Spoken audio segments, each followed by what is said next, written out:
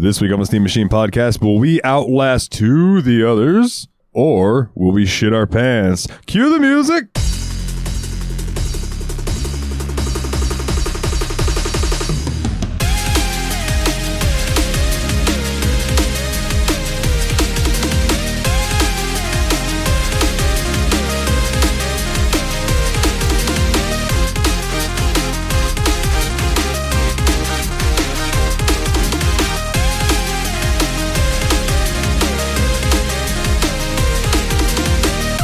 Hey everybody, and welcome back to another episode of the Steam Machine Podcast. My name is Dalton, and joining me as always are the Destructo Bros.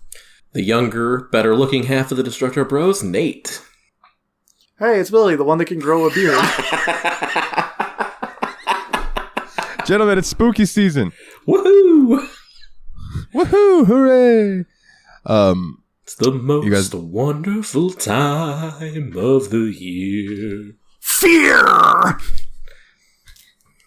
It's so freaky and spooky, your pants fill with dookie, let out a cheer. Okay, you're back on. I thought that the intro sucked ass, but you're back. You're good. I didn't see a spooky dookie rom coming, and I'm very pleased with that. I normally, yeah, and plus we're all together ookie. So, like, I feel like normally I plan like what I'm going to say for the intros, and I just forgot to do that today because today's been stressful. You're good, dude. Yeah. Anyway, gentlemen, how have you been this past week? It's only been a week. It's been less than a week. It's been less than a week since we had 6 days. Since we had the late recording on the last one. This one's even a little late too, but the last one was really late because of hurricanes and fun stuff like that. Yeah. But yeah, I've just been dabbling in a few video games lately. I was like, after Trails, which is a game that leaves you with a gigantic video game hangover, it's hard to find the next thing that you want to dive into just for yourself. So I started playing around with a few things. I got this weird itch for some reason, and I saw that this was on sale on GOG, so I went ahead and picked up Diablo. Like, old school, original PC Diablo. And you know what? It holds up better than I would have expected it to. I just think the problem with it is it's really slow. Like, your movement in that game is super slow. See, and that's what I like more about Diablo 2, and that's what Dave from Tadpog, shout out Tyler and Dave Play All Games, didn't like about Diablo 2. He liked the slow prodding movement of Diablo, whereas in Diablo 2, you can just scoot around, running around, and kill shit. But I think Diablo 2 these days, you have to buy it through Blizzard. Gotcha. And I don't even know if you can buy the original anymore, because they did that Diablo 2 Resurrected or whatever. I don't know. But anyway, yeah, Diablo 1 is fun, though. Were you able to kill the Butcher? I didn't make it too far. I made it to the Butcher, and the Butcher killed me. And that's about the time that I was like, yeah, this was fun. This is like definitely a nostalgia trip, because I remember playing this back on PlayStation back in the day. And so I was like, this is a fun game, but like I didn't have the drive to want to play it much further. It kind of made me want to play more Diablo-like games, more like Grim Dawn and maybe Torchlight. And it's so funny because me and Willie tried to play Torchlight. We were like, yes, we're finally going to do this. Because like I was playing Diablo. I was like, let's do this Torchlight thing. Because like we have 1 million free Steam keys for Torchlight. So if you want a Torchlight copy, hit me up. But so Willie and me both log in. We're like, all right, let's do this thing. Then we do the intro and everything. Like, all right, now how do we make it multiplayer? And it's not. Yeah. As it turns out, the sequels are multiplayer, but the original Torchlight is a single-player only experience. Yeah, so that was a sad little disappointing moment, because me and Willie were getting hyped about ready to go dungeon crawling and slicing and magicking things. It just didn't happen for us. It was sad. There's always Grim Dawn, at least. There is always Grim Dawn. Grim Dawn's good, man. And like, hold on. Let me just go look real quick.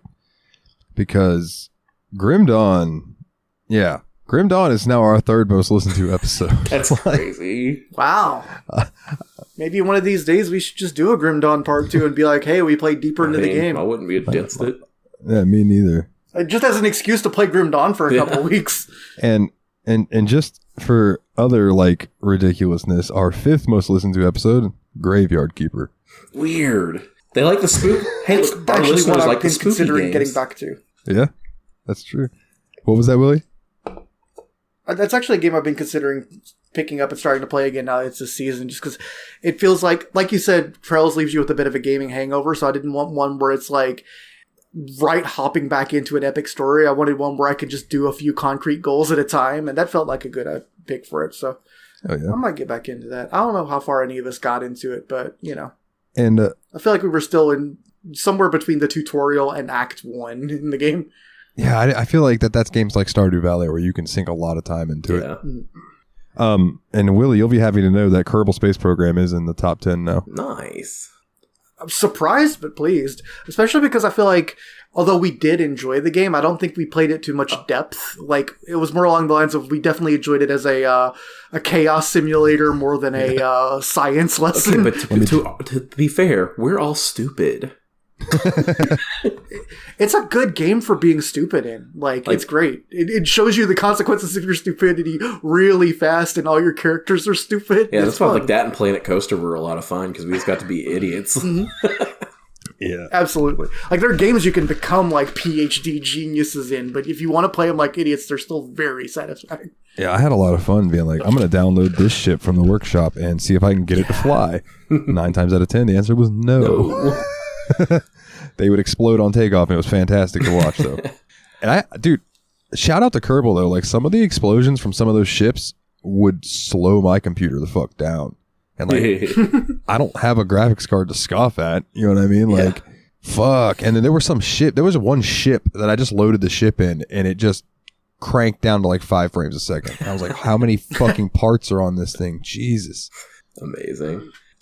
I guess it's the fact that each parts junction probably has its own physics, so it might not even be a GPU thing. It might actually be the CPU processing the physics. Oh, yeah, then I do know that my CPU is a couple generations old, like 2018 or something like that. CPU is the weak spot on my computer ever since you sent me that sick-ass graphics card. I don't know much about computer parts. I'm just happy mine works. I was going to say, you just like being able to play Minecraft with shaders on. I'm like, actually, Nate's never played Minecraft. I am the weirdo that's never played Minecraft.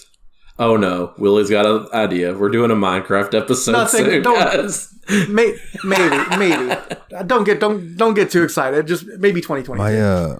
My Game Pass version of, or I guess the Microsoft Store version or whatever of Minecraft that I have a official DLC that's the Disneyland, where you can go around and ride the rides, and then you can get signatures from all the different characters and stuff. And I've been meaning to do that on a stream, but since I don't stream on Twitch anymore, even though I should stream on Twitch just enough to make that $100 so I could pull that $100 out and then call it a day. Be like, hey, I made money. That's cool. But I've been enjoying doing stuff in the Discord, like, and people can just pop in and check it out if they want. You know, it's been fun. The fun thing about Discord streaming, too, is you can do it as a voice chat, or now that they've integrated a text chat into Discord, like voice chats, we can just all mute ourselves and text chat like it's a Twitch, too, but like a private Twitch of just the gang. And it's been really cool. That, and I can just randomly sing while I'm trying to keep myself calm while playing a scary game. And not worry about getting in trouble. Oh, man.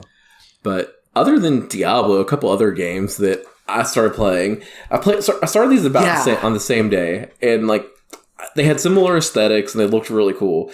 They were both kind of like these metal-y type games. One's called SLAIN Back from Hell, which, by the way, goes on. It's going to be free on Epic Games next week, so pick it up because it's pretty cool. And the other one was called Valfaris. I'm not sure how it's pronounced, but they're both these cool like metal type games. Like SLAIN is more like a hack and slash, not like hack and slash, but like kinda. I don't know how to describe it, but it's this brutal, like 2D platformer where you have a sword and the monsters are crazy. And then Valfaris is another game.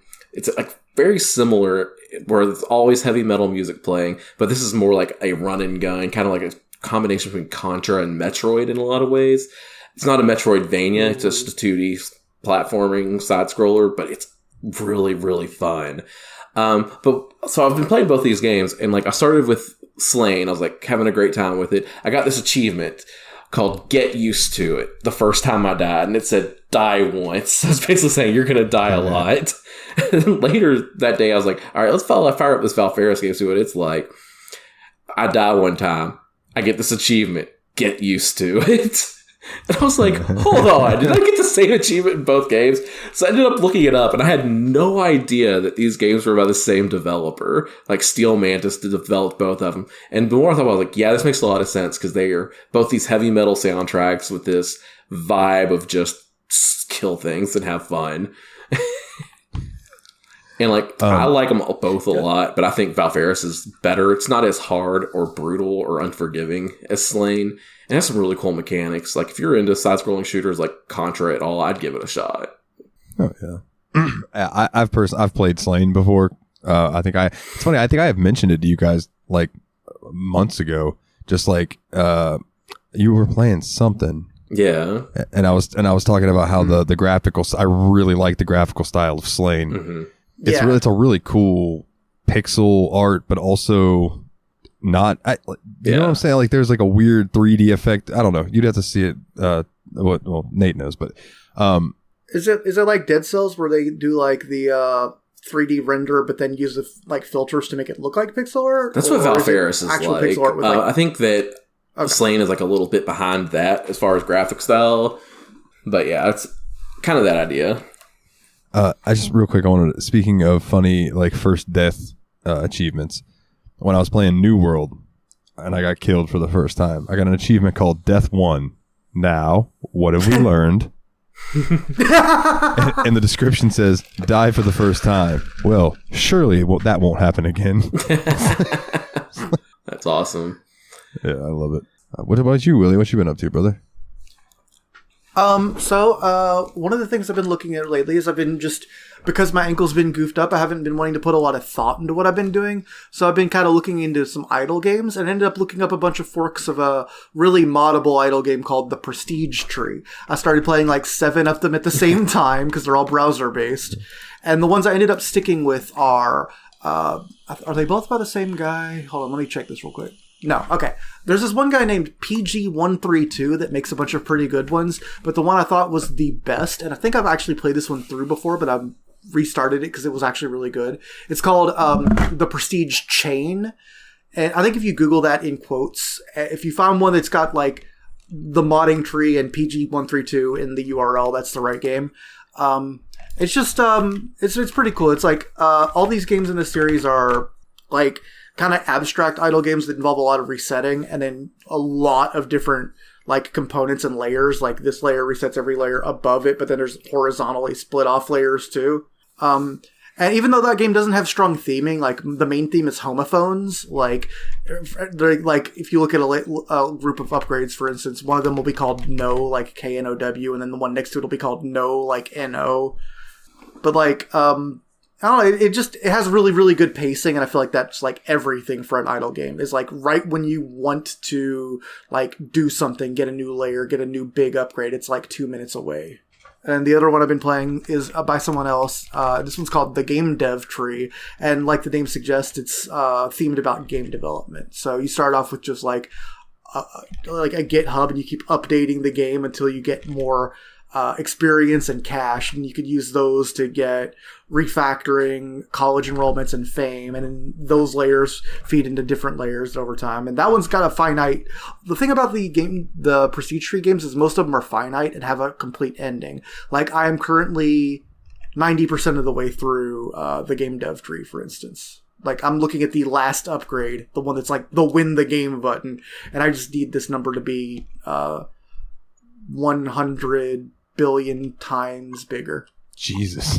But you know how these games have the exponentiation, so that's That made me think of Game Dev Tycoon, and just I love stuff like that. Like anything like the game dev stuff. Like, so I might have to check that one out.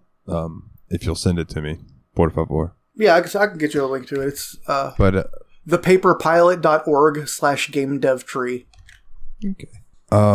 But yeah, somebody we'll be bringing up later has mentioned to me before that if we ever do Game Dev Tycoon, to let him know. Mm-hmm. So yeah, that'd be cool. That'd be a fun episode to do. See what all we could cook up. Sweet. That is absolutely a game I considered picking when I ended up picking. Did I pick Planet Coaster? Yeah. Yeah. When I picked Planet Coaster, I definitely wanted to do like some kind of game with a business element to it that was kind of relaxing, and that was one of the ones I had highly considered. Oh yeah. Hell yeah, brother. Hell yeah. Let's see. What have I been up to this week? Or these past few days? I guess I should give an update on my leg, please, too, by the way. shouldn't I? So, like, over the last few days, it's kind of gone from, trouble putting any weight on it to I can walk on it as long as I have a cane and do that thing where you hold your leg way out and pull the ankle outside. Then as of yesterday, I've been able to kind of walk with it facing, like with the ankle facing forward, so both of my feet are in parallel, but I could only step my feet together, like take the bad foot forward, then the good foot to it, and over again. As of today, I can now do that, but the good foot can go like heel to toe in front of the back foot. So it should be pretty soon that I'm close to 100%. Well, that's good. That's good. I hope you start feeling better, like 100% soon, because I know that's got to be a pain in the ass trying to like get around. Yeah, at this point, it's not even so much the pain; it's just the stiffness. That's what she said. You want to walk us through that one, though? It's not so much the pain. What that really means? We're just going to move on from that. Dalton, how was your week, buddy? You heard one word and you just heard one word and jumped on it. D-. My week, or the past few days, it's been not too bad. I streamed a little Outlast 2 in the Discord. Yeah. So I have to tell this story on myself. So everyone's in there, they're watching me, they're all having a good time. Like I was it like maybe 5 minutes before this happened, I said, I don't even think it was that long. Any moment now, my mom's gonna come in here ready to burn, and she's gonna scare the shit out of me because I'm not gonna notice her come in. Because the game was loud as fuck in my ears. Like, but I didn't know how the volume would be for you guys if I turned it down. So, like, I wanted y'all to be able to hear the game, too. So, bro, it was loud as fuck, so I wasn't hearing anything going on in my room. And, yeah, as soon as I said that, yeah, not 5 minutes, maybe 2 minutes. If that, it might have been 45 seconds. I don't fucking know. All of a sudden, my mom just does this little finger tap on the back of my chair to let me know that she's there. And I fucking jumped out of my motherfucker, Jesus fucking Christ. That was the highlight of my day. I thought you was a cultist. Dude, it freaked the fuck out. There was a few things, the jump scares that freaked the fuck out of me. Like the one you said, if it would have been Twitch, you'd have clipped it. When I turned around and that chick was there and I was like, fuck you, bitch. Yeah. Fuck you.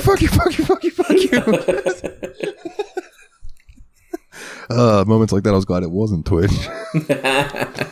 Like, flagged me for hate speech for just being like, fuck you, bitch. Oh my God, fuck you. Because she scared the shit out of me. And you know what's stupid is when I was pulling that generator thing, and we'll touch on all this later, but like when I was pulling that generator thing, I knew surely when the power kicks on, something's going to happen that's going to freak me out. And it happened, and it did freak me out, even though I knew it was coming. It still scared the shit out of me, motherfuckers. That's a cool feeling in a game, though, where you're like, I know I don't want to push this button, because what's going to happen afterwards I'm going to hate. But I got to push the button. And there's a moment like that in the very beginning of the game that we'll touch on once we get to it that I had with the two when I first loaded it up. But, like, what else have I been doing? Playing some guitar. I've started streaming some guitar playing in Discord, too. That's been fun. In work. I've been working a lot. You really have. Yeah, it's been kicking my ass, dude. Then, at least like I was telling you guys earlier, this particular schedule, I have Friday off. Saturday, I have to go in at 6:45 in the morning. But then I'm off Sunday and Monday. So, like, I'm not taking anybody's shift this week. I'm enjoying my days off.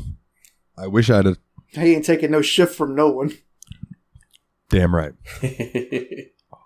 Sorry, I just burped. Tastes like chili. Fucking. Ugh. It's a John Wayne job. It's rough, it's tough, and he's not going to take shifts from anybody. Howdy, partner. Would you like a bag with that?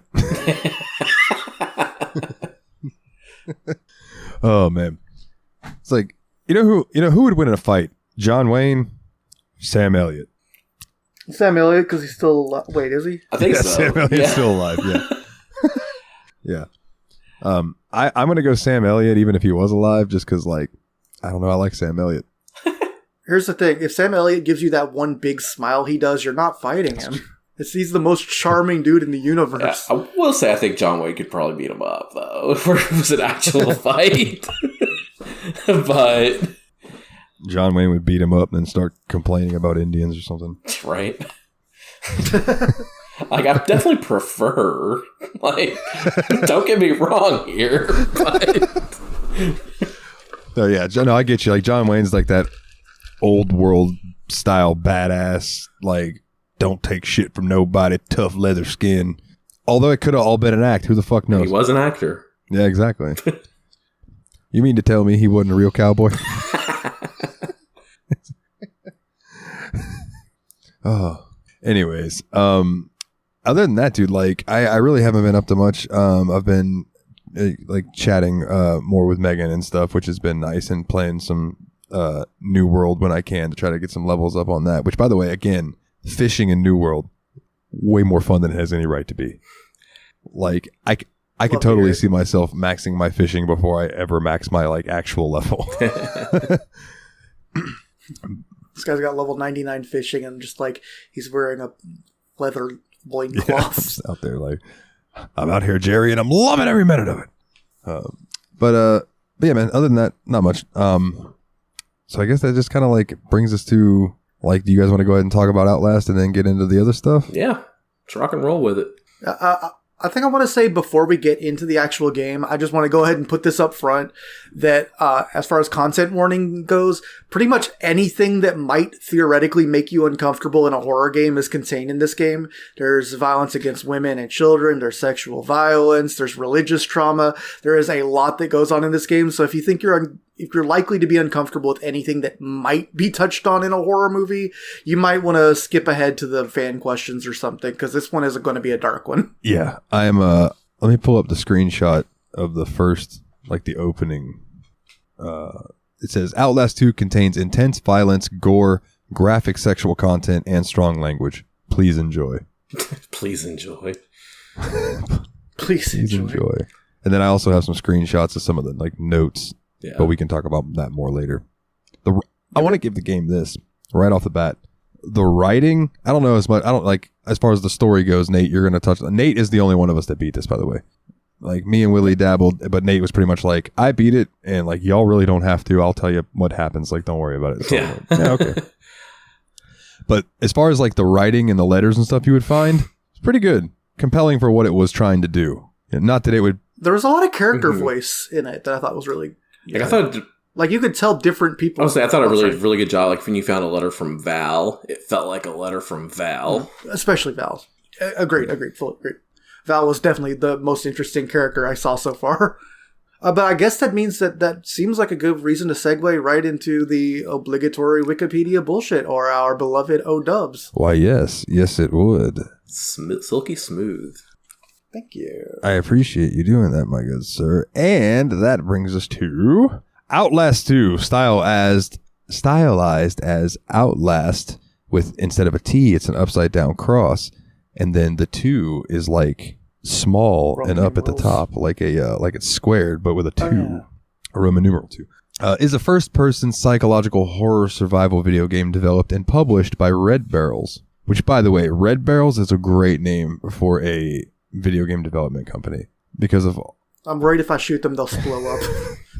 A sequel to 2013's video game Outlast, the game features a journalist named Blake Langeman, along with his wife Lynn, roaming the Arizona desert to explore the murder of a pregnant woman known only as Jane Doe. Both get separated in a helicopter crash, and Blake has to find his wife while traveling through a village inhabited by a deranged sect that believes the end of days are upon them.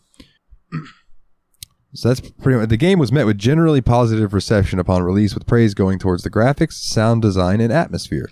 Criticisms were reserved for the general story, context-sensitive gameplay design, amount of gore, and difficulty. A third installment in the series, called The Outlast Trials, is set to be released sometime in 2022. So, first impressions, everyone. Do you want to, let's see, let's start with Nate.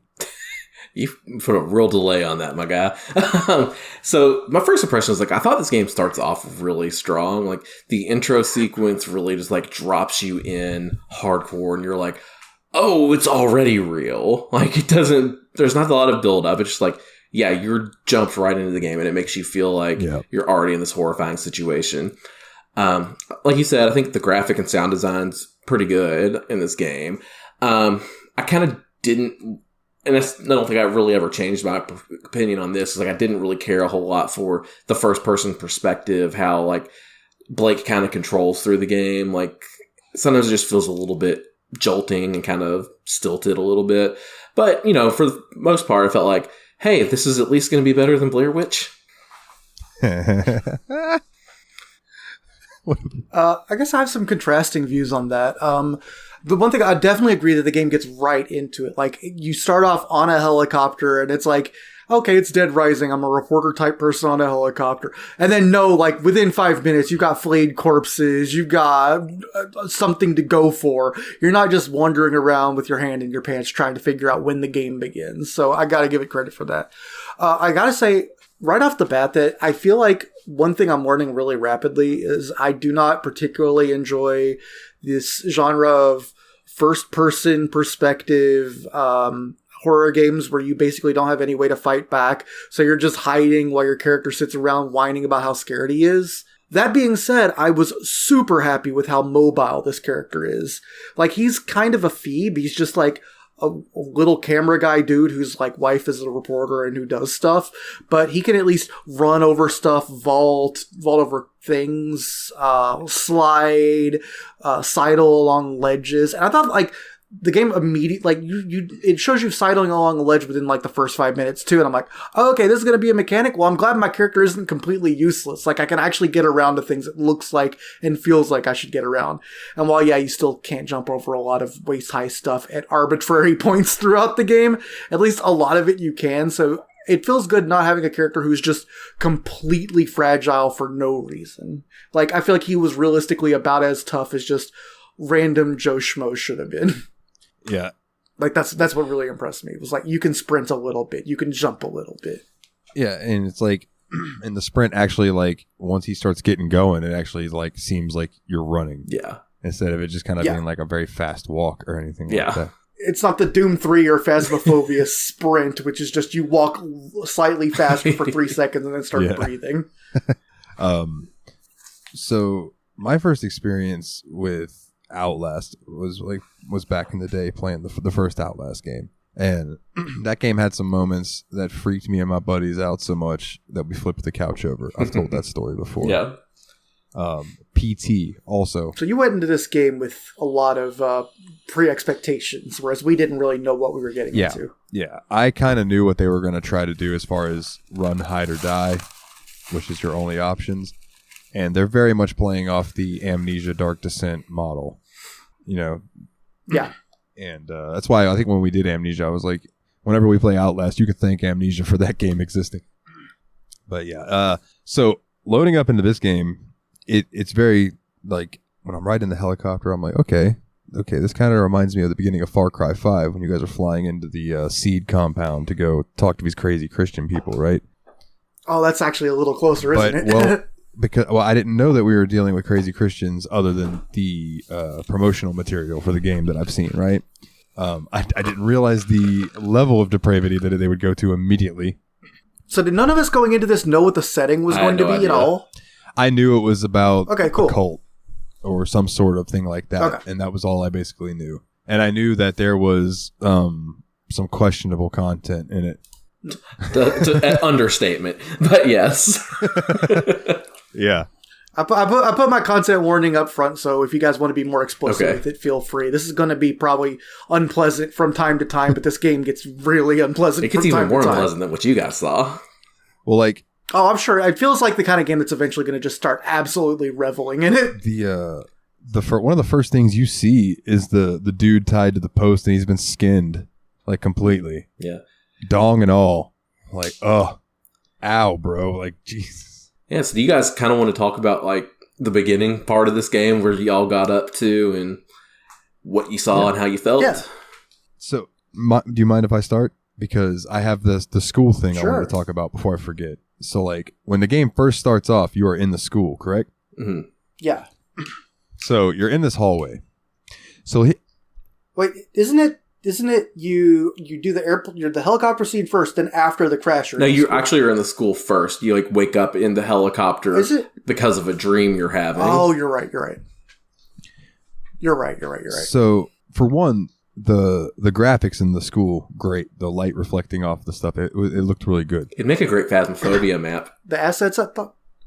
Yeah. I thought the assets were really good. There's a lot of just little like stuff that tells you real fast that it's a private Catholic school and all of that. Like you get a sense of where you're at very immediately. So when I was a young kid, and I don't have a lot of memory of this other than like I can remember it being traumatizing to me. I was at school. I was this was still in Jacksonville, so I would have had to have been in pre-K or kindergarten, right? Young. And I got in trouble for something. I don't remember what it was. And the teacher handed me a referral and told me to go to the principal's office and sent me out of the classroom. I'm a fucking kindergartner. I have no idea where I'm going. So I just wandered the school, lost. And because class was in session, there was no one out there to help me. So I'm just wandering these hallways, like just couldn't find my way anywhere. And then all of a sudden, bell rings, all these kids come out. I'm in like the area where there's like 6th graders and shit. So I remember I ended up like some teacher found me sitting by the cafeteria door just crying because I was like, I didn't know what to do. And I had anxiety and stuff even back then. So like I didn't want to talk to like, you know, I didn't want to bother anybody to talk to them, even like as a kid, because like I didn't know them. I was taught not to talk to strangers, and there was so many strangers around. It was fucked up, bro. So like I have this weird thing with school hallways and stuff, especially, and it fucking, dude, this fucking school in Outlast looked like the hallways that I got lost in that school. I can remember what they looked like in my head when I was telling you guys that I have this weird thing about liminal space, but with schools. I think that's why. So when they dropped me into that, and I was like, "Oh no, not school shit. No, please not." Dude, being a kid fucking sucks. But it also rules sometimes. Like, that's I know the dichotomy it of also being a rolled. child. Like everything feels so much more intense. Yeah, and you don't even know why you're in trouble and why you're screwing up half the time. What's the scary part? You're just getting yelled at for shit you don't understand. And to throw back to the Patreon, and if you'd like to go hear that, patreon.com/the Steam Machine Podcast. I was a kindergartner. So think of the scale of the size of the school that I was lost in, just wandering, not being able to figure out where to go. Bro, like it gives me the willies thinking about it. Or the heebie-jeebies, I shouldn't say willies, because you're Willie and you're nice. I'm fine. I can get the willies too.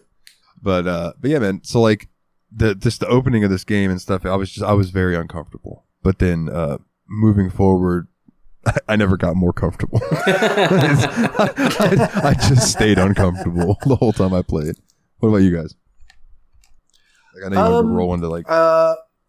That's kind of weird because I almost had like the opposite feeling where I was really a little.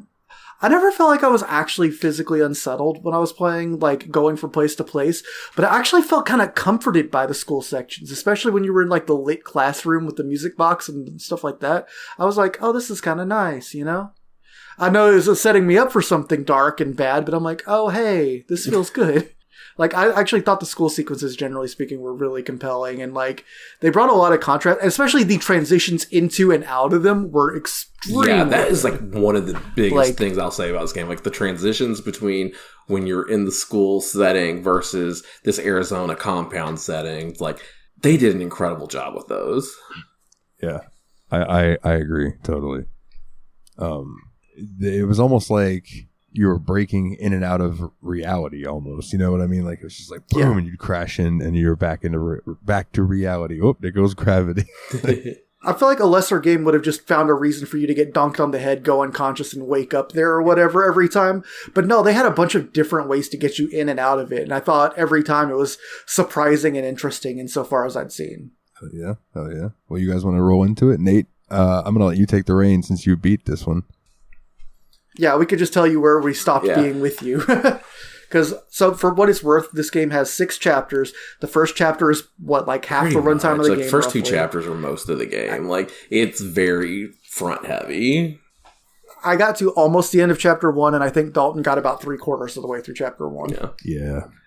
Yeah, so like basically you start off like you said, you're Blake and you're waking up from that dream where you're in that elementary school and you're like the dream you see your old friend who was this, and this is in 4th grade by the way, who is named Jessica. Yeah. Oh, I was just gonna say real quick, that dream sequence, there was one other thing that I meant to mention. Dude, talking about like, I don't want to press this button because I know if I press this button something's gonna happen. When I'm walking towards those doorways and those doors went boom and they shut in front of me, I went, yeah, I don't want to turn around right now. Don't make me turn around. I don't want to turn around. There's something behind me. I know there is. I do not want to turn around right now. And sure enough, you turn around and yeah, so continue. Yeah. You seemed really creeped by the schools in general too, because I remember there was another similar thing where you strafed facing the lockers, like, if there's something in front of me, I don't want to see it. Yeah, but look, this is like the first disturbing moment of the game right here is like, you'll see that your friend Jessica, who her name had committed suicide, like as a 4th grader, which is horrible and traumatic. But after you wake up from the dream, you talk to Lynn, who's your wife, and there's a sudden flash of light, and then your helicopter engine starts failing. Y'all are swirling. Like, Lynn almost falls out of the helicopter. You, like, reach out there and grab her and pull her back in before she falls out. And then the helicopter crashes. And so when you wake up, you kind of wake up on this ledge up here, and you can see the burning wreck of the helicopter down below you. So you head down from that ledge, and where you were talking about, Willie, this is where you learn like you have the strafe mechanic, and that this dude can actually move a little bit. So, like you said, that is nice. So you head down there to the helicopter to see what's going on, trying to find Lynn. And so there's no bodies in the helicopter. Your dude's kind of grateful about that. That's also where you first get the mechanic where it has you pull out your camera and look at something that's going on. If you record it long enough, then you get like a little scene where your guy kind of talks about what's happening. So you get some kind of signposting for that. I know, when we were watching you, Dalton, I know she never pulled out the camera to look at the footage you had taken. Did you know about that part, or were you just trying to keep it going for the stream? No, I knew about it, and I was just trying to keep rolling. But like, So like when I started the stream, I started the game over again, and just so everybody could see from the beginning if they wanted, So like when I had played by myself, I had reviewed the footage and like seen that each one gives you like he'll context, and he'll talk about it and things like that. But in the stream, I was just trying to keep it rolling to see how far I could get. Yeah. And sorry for jumping in on you, Nate, there. It's just like, I'm not going to be able to talk about what actually happens after chapter 1, so I want to try to interject what I know while I still know things. But yeah, so you get down to the helicopter, and like Billy said, there's nobody at the helicopter, and you're like, crap. So you just keep walking down to where you see these burning lights and things, and you walk up upon the next immediately disturbing scene, which is the pilot of the helicopter has been skinned alive and nailed to a tree, or what was he nailed to? Like, I guess it doesn't really matter. It was like a post or something. Yeah. And it's just like, you're like, you can tell Blake's just totally freaked out and grossed out by it. Rightfully so. But just like, that's like when you're right there at the beginning of the game, that's like how you know, like, it's probably just going to keep going like this, isn't it? Yeah. Yeah, they do not. It doesn't get nicer from here. Yeah. They definitely let you know early on that they're here to fuck with you. Yeah. So then you continue on again, to like you just keep moving on to try to find Lynn, and you're kind of confronted by these crazed and homicidal villagers, right? And so the next thing that happens is like that same flash of light that you had seen in the helicopter kind of happens again, and like right before these homicidal villagers are going to descend on you, that light shines again, and they stop, and you're kind of affected by it too, but it gives you a moment to get yourself and get away and continue moving on. Yeah, at this point, the villagers all start just kind of like holding their head and like moaning weirdly religious like things. Like, it sounds like they're saying mantras and trying to keep their shit together, or else they're having memories. It's not clear exactly what's going on, but it's weird and unsettling. Yeah, very. So you keep making your way through like different parts of the village, and like at this point you're like trying to stay kind of hidden like in the shadow, so you don't get seen a lot. And I don't remember exactly what this house was that you finally get to. And was it Ethan's house? No, not that. We're not that far yet. Oh, Ethan's house is after you go through the first it's like, church. I guess it's at the church, like where you're still looking for a wife, and you get kind of finally do find Lynn very early in the game. I was so pleased by that too, because I really thought the game was just going to keep dragging her away from you from 5 inches over and over again, you know? Like, there's so many, like, lame cliches this game could have done that it keeps avoiding that made me really happy. Like, even when you're on the helicopter talking to Lynn and you wake up and she's like, heard you say, it sounded like you were talking about a woman. You're like, yeah, it was Jessica. And she's like, oh, Jessica. Like, immediately, like, instead of doing some lame marital strife bullshit. Like, the game just... I don't know. I really thought that they did a good job with that kind of thing of just like, hey, we're not just going to be lame for the sake of being lame. Yeah, for sure. So, like, you find her, right? And, like, you're in this house and you're like, she's obviously extremely traumatized by whatever has happened in this short amount of time to her. And she won't tell you what happened because she's like, no, we just got to get the hell out of here. So, you both just, like, decide, okay, well, let's just get the hell out of here. So you start running. And, so basically you're running and there's kind of like this weird PA system thing that goes on while you're playing the game where the main villain, which would be the Prophet, Noth is his name, kind of announces what's going on. And you can hear him just talking through this thing saying, you must find the Antichrist. This woman is pregnant with the Antichrist. And like sends the followers to find them, you and her, to kill you. So you keep running, and eventually you do run into one of these search parties. And they start grabbing you and Lynn and pulling you apart. And then the second group comes out of kind of nowhere and starts this big scuffle with them. And they're the heretics, right? And they kill like the original cult Christians that were trying to take you and Lynn off. And then they just kind of decide to take Lynn. Right. And then that's the part where the head of the heretics like straddles you. Yeah. And is like licking your face and shit and being all sexual. And it's like, yeah, what is going on right now? That's Val. So that's where you found Val. She's the leader of the heretics, right? And so like she licks your face and does all that weird, creepy stuff. It's like, I'm going to love you. Stuff like that. Yeah, don't get me wrong. Like if somebody like in the moment wants to lick my face, that's one thing. But like this was a different kind of face licking. This was like, you taste good, like I'm going to sacrifice you type licks. I don't know how to explain it. It was very creepy, unsettling. Yeah. And so they end up kidnapping Lynn anyway and just kind of knocking you out and leaving you on the ground so whatever happens to you can happen to you. What I thought was funny is that the dude punches you in the face long enough to like disorient you so they can get away. But he doesn't knock you out. So it's not like he doesn't just like hit you and you're out for a couple hours like it would happen in other games too. Which I thought was impressive that they were just like, no, he's just going to daze you long enough that they're in the darkness and you don't know where they went. Again, it's one of the things that I'm very impressed by was just the constant cliche avoidance where like a lesser writer would have done something really obvious and corny. And the game keeps avoiding that. Like there's obvious craftsmanship that went into this and I appreciate that. And then like, at that point, you start seeing more flashlights heading your way, so you start running off in the opposite direction. Unless you're me. Yeah, you run straight into the flashlight the first time. I got turned around and ran right into him. I was like, whoops. Yeah, and so then you keep avoiding these, and then you get this another bright flash of white light, but this time when it happens, you're back in the school. And to me, this is the part where I saw the first, like, super disturbing thing. And why don't you talk about that, Dalton? So when you're walking around in the school and you're like in the darkness and there's just like a lot of ambient noise and stuff going on and like shrill child screams and like those just give me the heebie-jeebies because like, you know, my ex had daughters and stuff, so like that resonates with me. These little girl screams, like my inner like stepdad, if you will. It's just like, oh, fuck, what's wrong? You know? So hearing that unsettled me. And then you're kind of exploring the school. You're finding these notes. I believe the one note's like, I had to do this. You know, I'm sorry. Yada. It was basically like a suicide note. Yeah. And then now correct me if I'm getting sequences wrong here.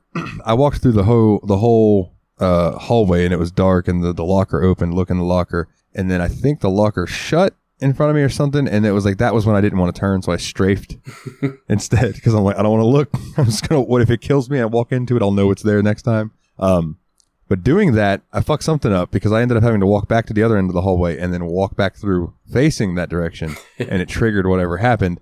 And then a door opened. And you go through that door, you go and you're in the hallway from the beginning of the game. And then when you turn that corner, you see Lynn hanging from a noose in the distance. Not Lynn, I'm sorry, Jessica, the fourth grader, hanging on a fucking noose. Yeah. And I was like, what the fuck? And then, like, it like flashes or something happens and it disappears. And I'm just like, no, surely I just saw a kid hanging there, right? Like, and I was just like, wow, this game went there. Yeah. Okay. Yeah. Pretty scary. And so that's when another flash like that happens again, and you're back in the world. And like, you're kind of getting, at this point, you're like on the ground. And this guy's helping you up. Like the first time you've run into anybody that's actually helpful towards you at all in this game. So he tells you his name's Ethan, and he tries to help you get back to his cabin so you can rest up and chill out for a little bit. He turns out to have been the father of that woman that you found running pregnant, the murdered pregnant woman from the beginning of the game. Yep. The whole reason your team went out to Arizona, he was her father. And so like, he was like, oh, you know who that is? How is she? And you're just like, she's fine. Yeah, she's okay. Oh, thank you. A+ smooth, considering you just referred to her as Jane Doe 5 seconds ago, like she isn't the murder victim. Yeah. So he invites you into the house and like gives you a place to sleep down under his floorboards, basically. Kind of a hiding place. There's like a little bed made up down there, so you eventually lay down and fall asleep. And you wake up to these extremely heavy footsteps and a lot of yelling going on upstairs. Is this the first time we see Marta? This is where we kind of get introduced to Marta. I believe that you kind of see her in passing or something. Yeah, she passes by a window or something earlier, but that's about it. This is when you really realize that old bird lady is not to be fucked with. Yeah, that's right. I think you see her like on the other side of a locked fence. Somebody. Yeah. But this is what you get to see her in action for the first time. And by the way, again, I'm on cliche watch here again, and I'm like, okay, Ethan's taking us in, giving us a little bed under. He's absolutely going to betray us. And that doesn't happen. The game keeps actively avoiding all these lame-ass cliches that I keep thinking it's going to do, and I've got to give it a lot of credit for that. So I agree. She's basically like, I know you know where he is. You need to tell me. And he just feels like, I don't know anything about what you're talking about, blah, blah, blah. I was like, you've turned your back on the Lord. You will be punished. God wants him dead. Yeah. And so she just murders him. And with the brutalest of force, she has this weird little instrument she carries around with her to kill people. It's kind of like a cross between a pickaxe and a scythe, kind of. It's exactly what it reminded me of. And then it's got like a spear on the end of the handle. Yeah. And like, it shows how brutal she is, but it also shows how strong she is, because she can just straight up lift this dude off the ground, no problem. Yeah, there's something otherworldly about this bitch for sure. Yeah, like, and you're just watching this whole thing happen from under these like kind of cracked floorboards and stuff. And you're like, holy crap! And so you eventually wait and start to head out from there, because like, well, I can't stay here anymore. Dude just got murked. Yeah, this is the part where I don't know if I was just trying to hurry and was running through the different areas and everything, but I felt like the one thing that this game did, at least that annoyed me in this one section, and again, if this is a little bit ahead, I do apologize, but this has just come to my mind, was that like, so I would pretty much get to this one area where you were running from a bunch of the people that were after you, right? And I would crawl up under this house, and whether they were around to see me do it or not, as I was crawling under it, they were like, he's under the floorboard. And I'm like, how the fuck do they know that? And it was like, it was triggered by this certain, like once you pass this certain area down there, because I did it 2 or 3 times because I kept dying. But it was just, that was one thing that bummed me out a little, was that they were almost, they had a scripted knowledge of where you were in a few. Thank you. That was the word I was looking for. Yeah, that was a scripted area. Because when they chase you into the house, they also somehow see you through a barred door. Yeah. Yeah. What the fuck? And I probably am going to skip over some scenes because there is a lot to go through. Like, because there's a scene where you have Can I call out one scene between now and the next part you're for probably going to get to then? Is there, when you're wandering around, you end up finding a well in the middle of a clearing, and when you get near the well, it like has all these wild like teeth and tentacles in it, and that teleports you you fall into the well and you're in the school scene again. And I just thought that was a super sick transition. It was so strange and unexplained. Yeah. You know what? That's the scene where you see that girl hanging. Okay. Now that I think about it. That's the one where you see her hanging and then she gets pulled up into something by some hands and dark clouds. Ugh, the fuck? So, like, the next main thing you're trying to accomplish here is you're trying to get to this chapel, because you're like, surely somebody at the chapel knows where Lynn is. Where'd they take Lynn? I need to find out. So your dude's just on this mission to make it to the chapel. And did either of you make it to this point? Okay. Yes. I want to say, all the way you're on the way to the chapel, it's becoming more and more obvious what the point of the cult kind of is. Because you're picking up information on notes and stuff. And it becomes pretty obvious that Noth is the ringleader of this cult. And the cult's belief is basically that any child born within the confines of... What is the city called? I've already forgotten the name. But is likely to be the Antichrist. And so they're basically killing children as soon as they're popping out. A lot of times before. And also, a lot of times, Noth is his father. I want to read this one letter from the game that I have saved. Yeah. Please. So this is just an example of some of the things that you find throughout the game that you can read to kind of give you some background on what's going on. Simeon, I need to talk to you in the deepest secret cause because of your knowing of the unctures and such and medicines. I hope you know that I do not trade any more words than strictly needful when we make the trip in the damned world for gasoline and electricals and other such necessaries as we can't make. I've got something friendly with the publican boy who sells us the pills Papa needs, and when I mentioned them as his study aids, the boy laughed and said the body don't need penicillin for studying unless the body was studying as a gash. Have you heard of such things? I don't want to ask Papa for fear I don't know what. But I do not want accidentally poison him neither. Please come see me. John. It's fucking like, the guy doesn't realize that the dude's just like giving him an innuendo like, oh yeah, bro, you just only need penicillin, you're studying poon. But I wish I had gotten some screenshots of some of Val's letters, because I think I was just so intrigued by the writing in those that I didn't catch any screens of them. But like, holy fuck. When she's... Because Val had been like, both Noth and Noth has a bunch of his own scriptures of like his church, his new prophecy, because he calls himself the modern Ezekiel. And he's got like his own books of his own Bible, basically, going around. And later on, we find Val letters, they kind of subvert them and take this weird biblical tone with like lots of like fucks and shit in them. It's pretty awesome. Like the sky grew 1,000 cocks and fucked the earth and all these. Yeah, it's like that. You're like, what is going on? There's a lot of sexual innuendo in this shit. Yeah. But yeah, so like your goal is to get to that chapel next. Like, and I know there's a scene between here and there where you're trying to the generator scene with the elevator happens in here, Dalton. We should talk about the generator because that's a fun little set piece. There's a small village neighborhood where there's an elevator you need to get up to get to the chapel. And there's just a bunch of little houses and it's very dark.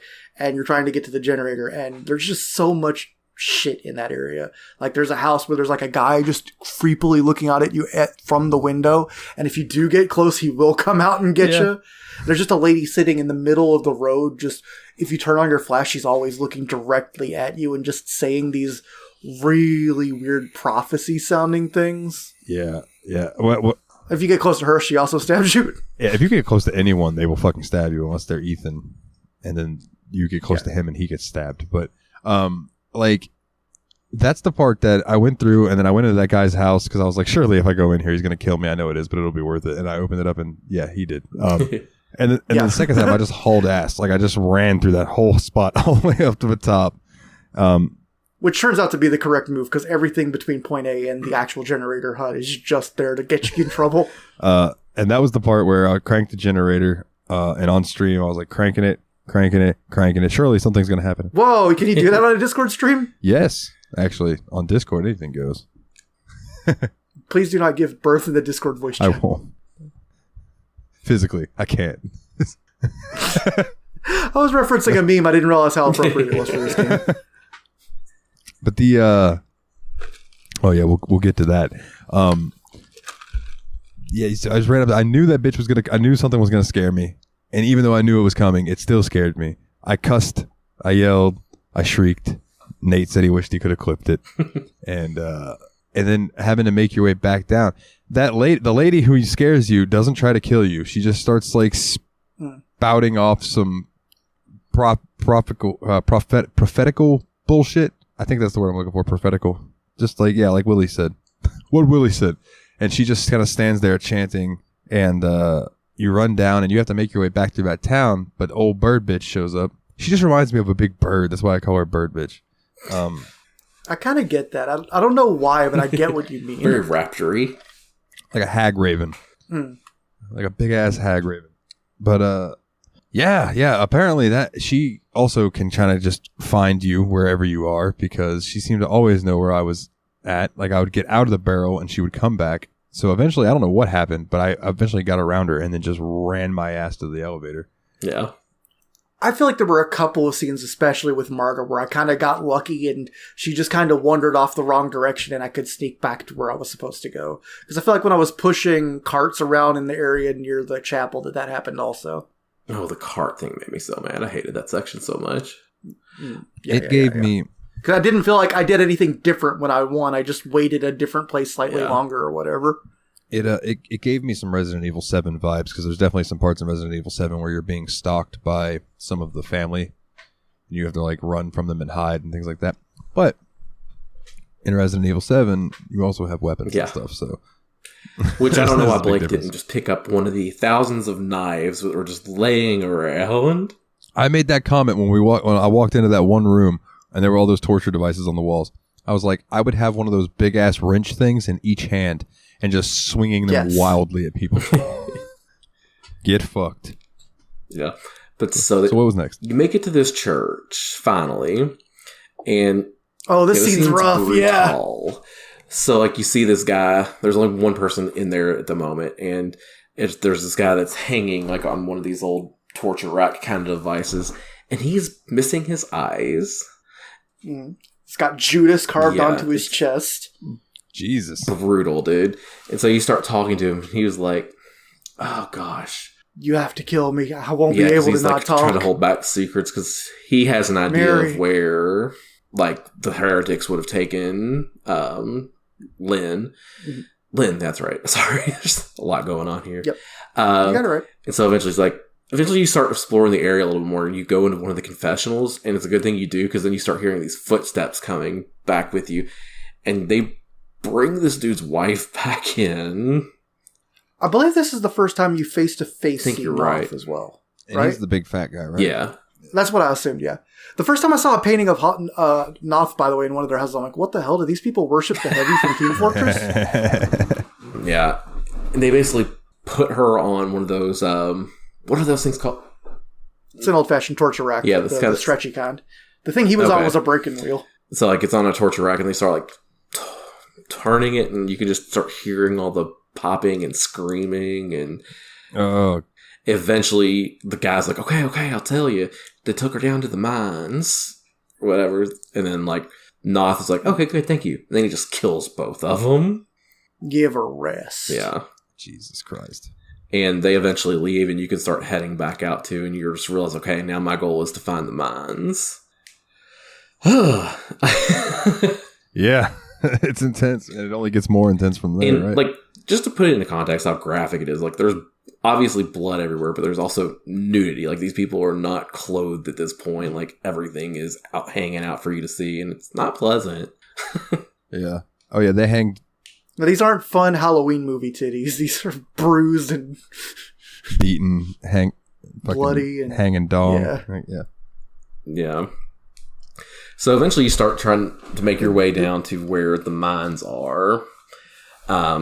I think this might be where I checked out, too. I don't think I reached the mines, so I think I got, like, maybe 5 or 10 minutes after the chapel scene. And, like, basically what happens here is you try to get to the mines, and you do a lot more of the same kind of thing where you're running through houses, trying to avoid getting captured by Marta or whatever else is out there after you.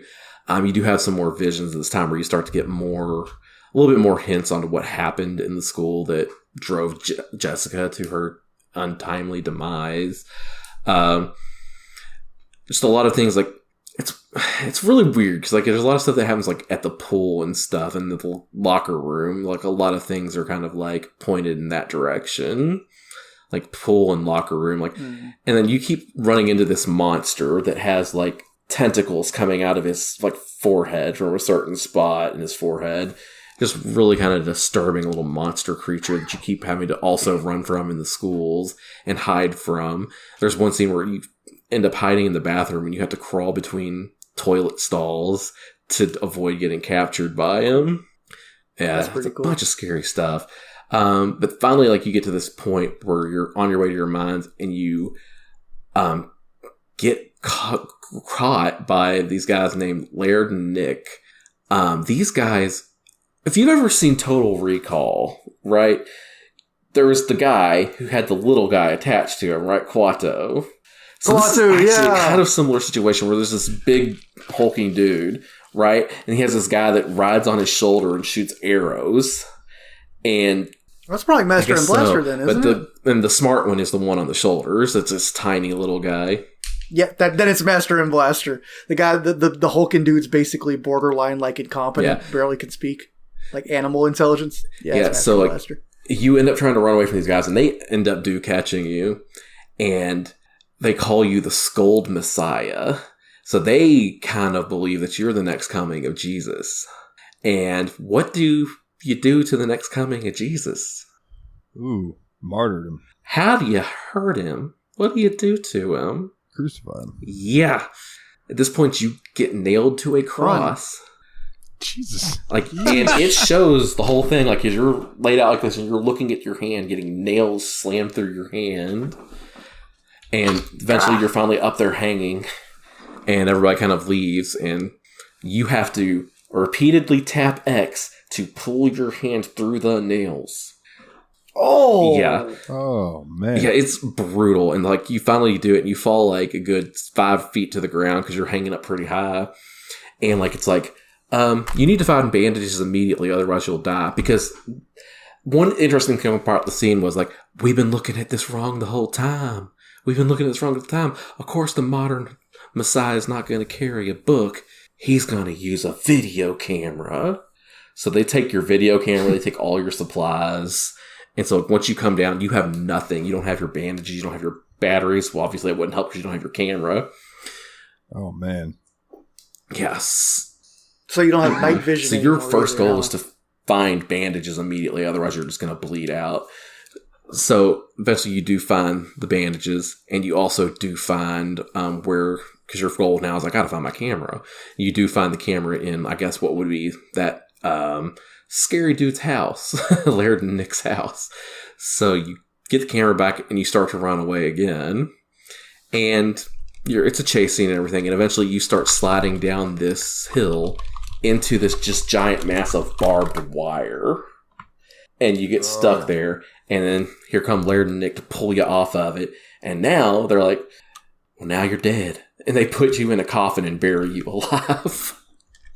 Gee, fucking no. Jesus Christ. Your dude does not have a good freaking day, does he? What is this, McCamey Manor? Right? Jesus.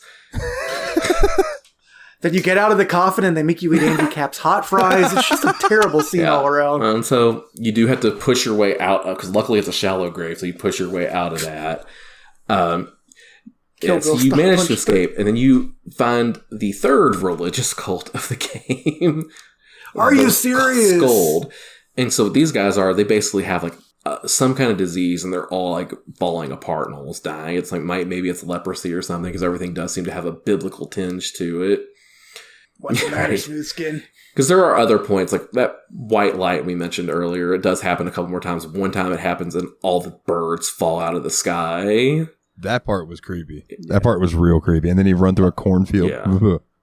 Especially because after the birds all fall out of the sky, you get the video camera footage of it. If you have your guy look at the video camera footage, he talks about how one time when he was in school, they told him that the singing of the birds was a promise from God. So, like, seeing all the birds fall dead, I thought that was kind of pretty good symbolism. Even if it immediately explained it to you. Yeah. The Scold aren't really that important to the story. It just kind of shows that there's so many of these branches that in this just one little area where this whole cult started, that there's these branches that kind of fall off of it. But you eventually find yourself to a raft.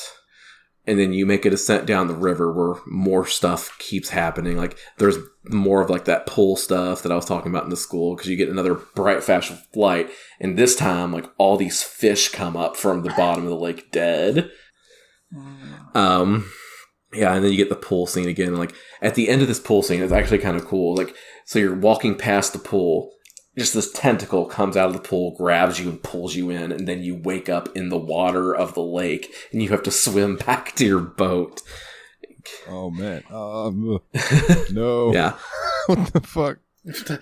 As we spoke about in the Patreon, Dalton does not enjoy murky water Yeah, there would have been whatsoever. a scene in the school that really freaked you out, Dalton. Oh, Several, no. actually. But then you have this really long, drawn-out scene where you're paddling a raft. Like, the scene goes on for an extremely long time. And, like I said, nothing much happens except for, like, that flash and that school scene, but then there's just a lot of paddling where you have to, like, kind of push your boat off rocks and stuff. It was actually just more frustrating than anything. But when you finally get to land, you're near the mines at this point. And so you finally find this elevator in the mines. And guess what? It's kind of broken. It breaks. Huh? No, you don't have to find another generator, thank you. But it breaks and it just plummets down. So somehow you survive the fall deep inside the mountains. You just keep continuing on. But you encounter Val there finally in the mines with her heretics from earlier. They don't want to give you Lynn, obviously. So they attempt to kill you again. They actually poison you, and you have another vision similar to the previous ones here, where they try to kill you. You manage to escape somehow, and end up in another heretic gathering where you find Lynn. Lynn is actually there. No, this is where you actually get the poison gas, because they tried to kill you before then, and now you get the poison gas in your face, and you pass out again. This time it goes into more detail. You wake up and you're in the school with Jessica, a kind of wrestling kind of thing and stuff. And you walk out and you're finally leaving it, because like they're talking about how like you have a crush on Lynn, don't you? And Jessica's like just harassing him about all this stuff. Like, tell me. So you're like, okay, I guess it's time for us to go home. So they start to leave the school, and the priest comes out. It's like, what are you two doing here after hours? I'm actually looking at something. Yeah, his name was Father Lautermilch. Mm-hmm. He's like, what are you two doing here after hours? And they're like, nothing. We were just doing whatever. We were about to head home. They're like, now you two don't want to be in trouble, do you? And you're like, no, of course not. And this priest's like, Blake, you go on home. I'll take care of Jessica. Jessica's like, Blake, don't leave. Please don't leave. Oh, jeez. Yeah. And so eventually you do get rid of Blake, and Blake does leave. And you start heading towards the door as this young Blake, and you start hearing screaming and all this stuff. And so Blake runs back, and it cuts forward to the scene where you see Jessica laying on the stairs in blood with strangles around her neck. There's a lot of implied stuff there, yes. But the thing you notice about Father Loudermilk in this scene is he has this very distinct scarring on his forehead, right where the monster from all the previous scenes had that tentacle coming out. And so it's kind of implied here that Blake blames himself for what happened here, because Blake didn't stop. And he was like, fourth grader. How can he really do anything? People in power suck. Yeah, absolutely. But yeah, that part sucked. So then you wake up from this vision. You're still in the mines being chased by some heretics. But then you finally find Lynn.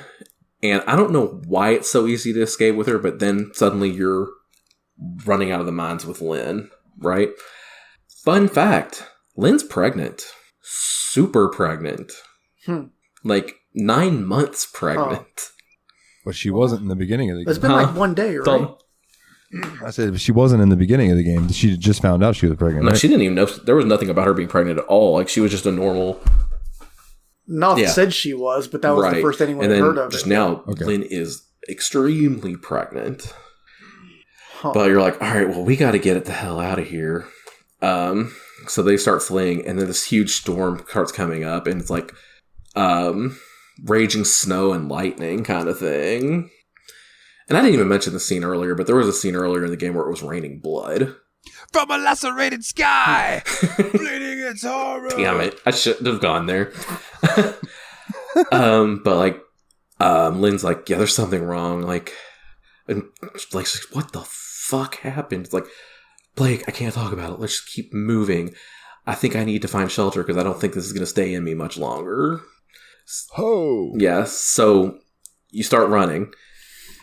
And you get to this house and you're like, okay, I think we have a place to stop. But guess who finds you at this house? Bird lady! Yep. Here's Marta again. So you have to run, basically, with Lynn away from Marta. Eventually you get to this point where it's kind of like almost a cutscene where Marta is like about to raise her thing and kill you when part from the top of the cross from the top of the church falls off the church and impales her. Act of God. Mm-hmm. Hell yeah, fuck that bitch. But then you keep running like, well, this place, and then you find the chapel where you saw that brutal scene from earlier in the game happen, and Lynn gives birth. Like, oh boy. Cutscene cuts away. Oh no! You see a baby come out. Oh, God. It shows everything. I wish y'all could see the look on Nate's face right now. And it's extremely bloody and gross. And Lynn doesn't make it. Oh, God. Yeah, so you're just now, like, from here to, like, this is really close to the end of the game. You're holding this baby. Like, every time you look down as your character, you can just see the baby in his arms. It's just like, ugh. When you pass out with the baby in your arms in that chapel, when you wake up, Noth is sitting next to you. And he starts just rambling on about killing all the Christians. And then he's like, you know that child's the Antichrist, right? You need to kill the baby. Do a kindness in the world, set him on the ground, and put that head between your feet and just squash it now. And then Noth's like, I don't believe God talks to dead men, but I may be damn sure he might answer him. He just takes this knife and goes across his own throat. Yeah. Huh. Bro, okay, first of all, hold on. I gotta say this. Watching birth has always been something that I don't think I could do. Like, I think that it would literally just make me pass out. Like, I want to be, like, if I was ever in that situation, I'll be on the other side. Mm-hmm. I don't ever see myself in that situation, but you know what I mean? Yeah. And throat slitting. There's so many things in this game that disturb the fuck out of me. Oh, no, it's meant to. Yeah. And so that happens, and then Blake just starts walking down towards the square with the baby in his arms, and you just see that as you walk around, there's nobody alive anymore. And nobody. There's no one living in the town or anywhere. And then, like, you just have one last vision, and you're back in the school one last time, and you see you're in the school kitchen where you've had a lot of these visions before, and you just see Jessica one more time, where she has this deep bruising around her neck and everything like that. And you stop and you say a prayer together, and then the game ends. Huh. It just ends there? Yeah.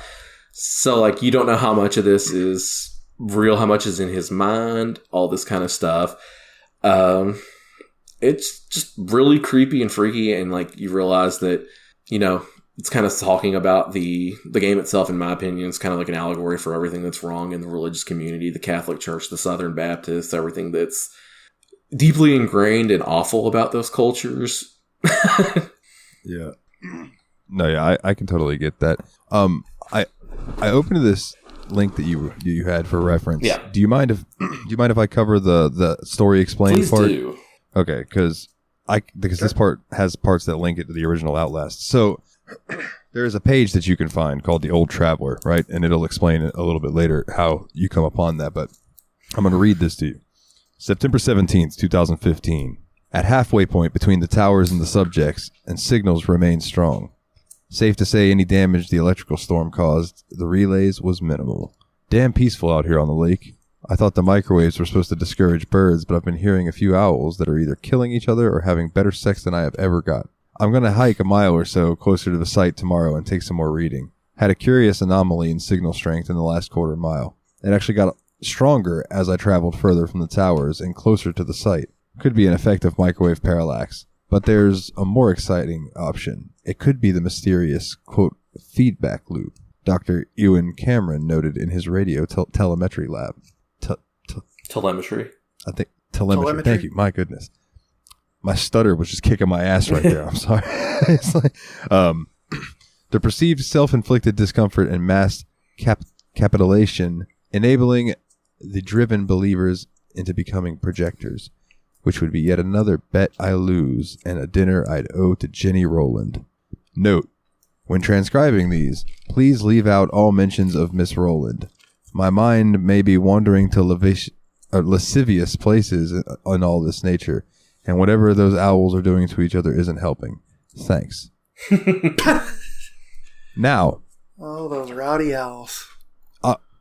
Who's your daddy? Who? Obviously, I didn't find this in the game, but when I was sitting here scrolling through this and I was reading through it, I saw that name, Jenny Rowland, and I was like, Jennifer Rowland. Oh, fuck, she's from the first Outlast game. So, I read on. As the story of Outlast 2 progresses, you'll notice that Blake slowly starts to lose his mind. His visions of Catholic school and the events surrounding the death of Jessica Gray begin to consume him because of the residual guilt and feeling of being personally responsible for her suicide. In Blake's vision, it's revealed that he and Jessica had a somewhat romantic relationship. Blake expresses feelings for Lynn to Jessica. They get caught hanging around late at school by Father... How did you say it? Loudermilk? Yeah, that's how I would have pronounced it, yeah. Loudermilk. I think it's probably like Fata Lautermilch or something like that, but who fucking cares? Who tells Blake to go home? Jessica asks Blake not to leave and shows concern for being alone with Loudermilk. Despite her pleas, Blake leaves and can hear Jessica screaming. She's violently assaulted by Loudermilk, and Jessica is devastated that Blake would abandon her when she needed him the most. She later commits suicide by hanging herself. In your visions, the demonic entity you see is Father Loudermilk, because this is revealed by the mark above the Phantom's right eye, which is the exact same spot as the scar on the father's face. But during your playthrough, you'll find a document called Old Traveler sticking out of a sleeping bag by the lake. This entry goes into detail about the source of light that you repeatedly see throughout the game. This light is the signal emitted from a nearby radio tower and is used for brainwashing / mind control. In the same document, Jenny Rowland, also known as Jennifer Rowland, the pathologist from Mount Massive Asylum, is mentioned. This reveals that the device is made by the Murkoff Corporation, the very same company behind the MK Ultra program that ravaged Mount Massive Asylum in Outlast 1. Eventually, the prolonged exposure to the signal drives everyone in the village violently insane, causing them to turn on one another and kill each other. As for the ending of Outlast 2, we can only speculate about what happened to Blake and the baby. There you go. So the explanation is that the light was from a tower, and aside from that, we don't know anything. Yeah, it was like government experiment type shit. But we don't know the full extent. It doesn't just over-explain everything and say, by the way, it was all hallucination. So it kind of holds up to what you were saying, Willie, how it didn't like go down too many of these tropes. That was actually a breath of fresh air in that regard. I gotta ask you, Nate, because you saw the brunt of all of it. Like, do you think this game was too graphic? For me, it kind of was. Yeah. Like, here's the thing. For me, what I like in horror is less of that whole torture kind of thing, which I feel like a lot of this comes down to torture and just more disturbing imagery rather than just spooks and scares kind of thing. You know what I mean? So this kind of hits me in a different way. And I think it was a little bit graphic at time, but you're asking the guy who's kind of prudish about all this kind of stuff anyway. Well, do you think it veered too far to that, like the hills have? I don't think it was as bad as either of those, to be honest. I think this was more tastefully done than like Hostel or Hills Have Eyes were. Yeah, Hostel's just straight torture. Yeah, I hate that thing. Yeah. Yeah, I was just picking two movies, one of which was actually a movie, and the other one is, as you say, torture. I do not like Hills Have Eyes for various reasons, because I think it's a little too graphic at parts. But this is handled better than either of those, I would say. Okay. That's like, I've never watched, is it Last House on the Left? That's got the like notoriously brutal rape scene. I couldn't. No, thank you. And I'm just like, I don't know if I want to see that, you know? No, I'm good. Like to the point that like I've heard that the people that did the scene like all like were like crying and hugging and apologizing to each other after it was over and shit. Like it was so brutal to can't imagine. No, not for me. Not watching that. So yeah, that kind of wraps up the game. Kind of our feelings about it and all that. Y'all want to dive into ratings on it?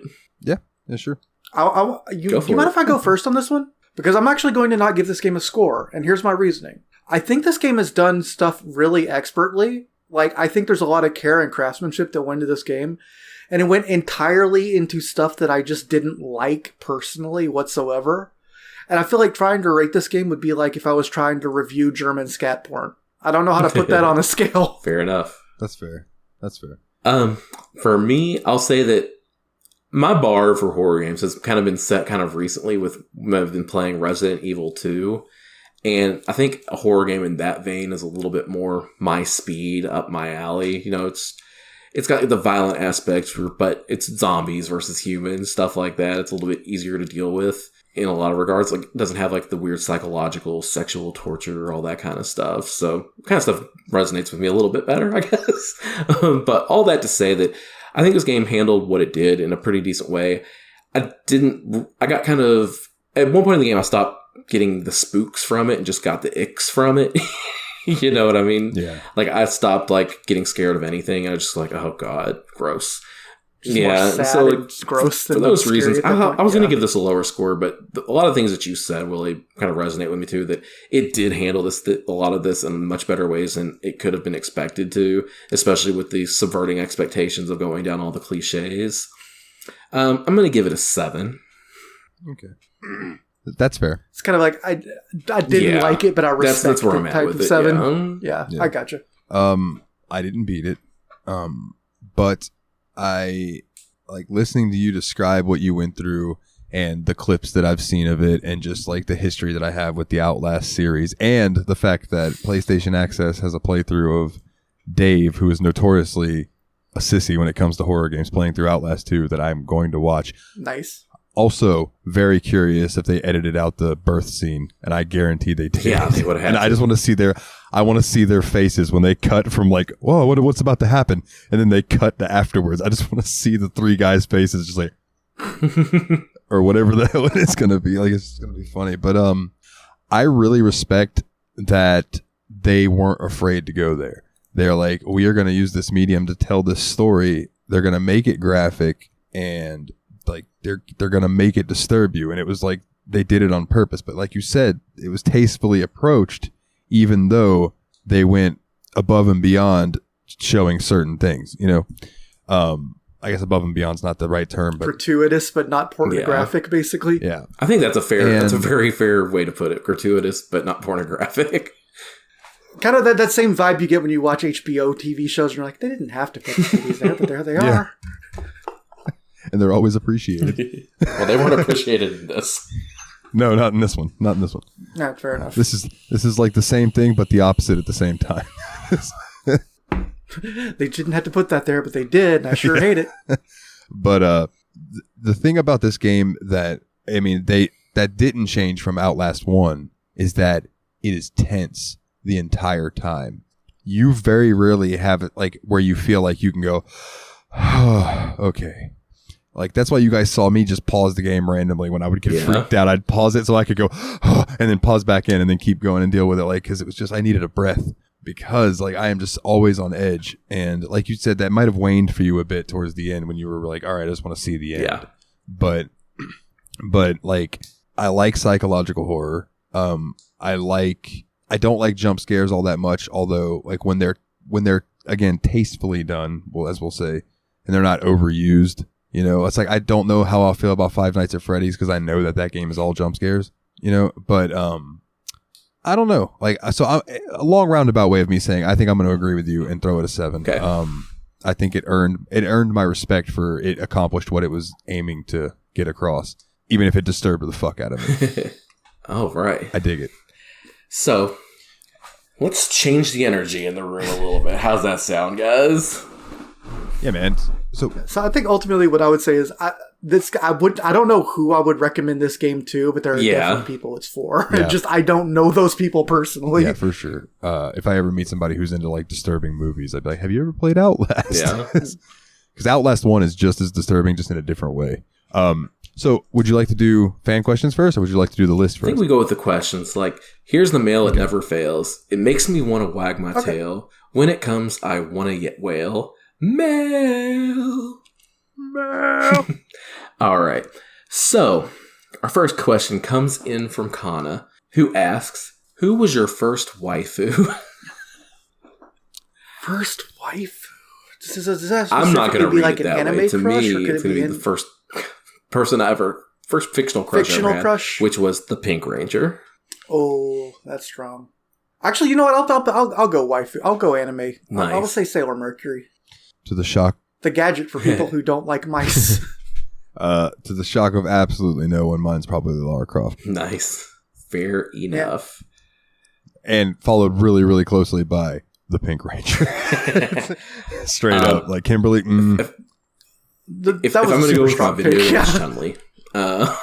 Yeah, there you go. I also had a thing for Nina from Tekken. The tight bodysuit, long blonde hair. That was just something about it. Nice. Next one comes in from the villain himself, Jeremy. Shit. What What you movies got, Jeremy? creeped you out the most as a kid or young adult?